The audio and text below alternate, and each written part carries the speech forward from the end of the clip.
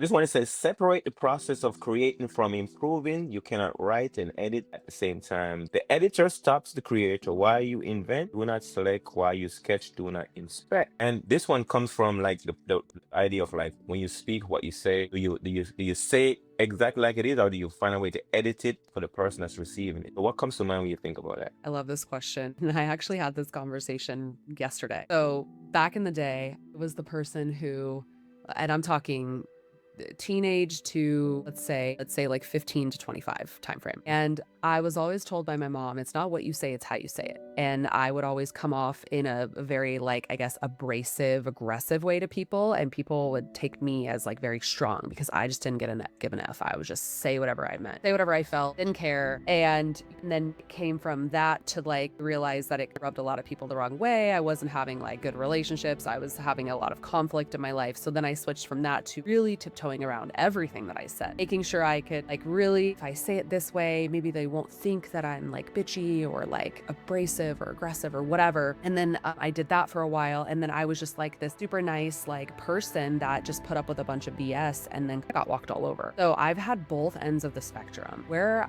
I'm at now is I say take a moment to slow down to think about what I'm gonna say and just speak slower and with more intention. I wanna make sure that what I'm saying ideally comes across the way that I intend it to.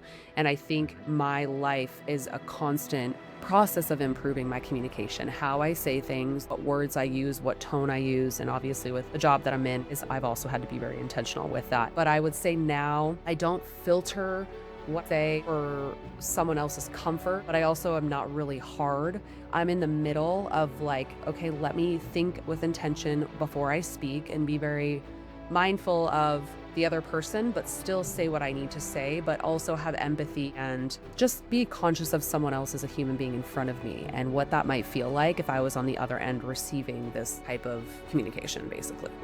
Another principle like you said, state the fact, tell the truth. And oftentimes when you do that, it's very hard to go wrong. But we go back to empathy, and empathy requires editing, by the way. So wisdom. So you've experienced both swing of the pendulum, so to speak. Like, well, okay, now I gotta figure out, because people are people and we are humans, then how do I use the empathy editor when I speak? Because if you want the person to receive what you're saying on the other side, then you gotta figure out, how do I transfer this information from me to them? So the person figured out, I will number all the stones of the castle. So when I take it apart and I rebuild it in America, I have the sequence properly so I can rebuild it. I thought about information the same way. If I want the idea in my head to get to you the way it is, I gotta label the idea, number it, sequence it, and then so when I say it to you, you can rebuild it back in your mind like I said it. That requires skill. And it took me a while to get it.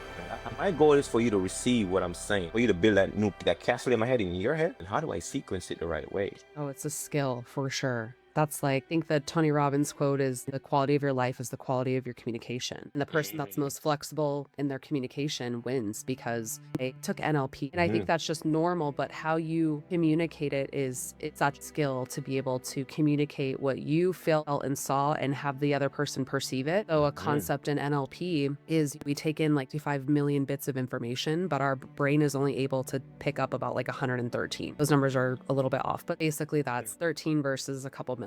It goes through our lens and our filter and our experiences. So I might say a sentence and it might not phase you, but then I say it to someone else and it really phases them because of their own personal experiences. So that within how you say it, those are so many layers of how someone perceives what you're saying.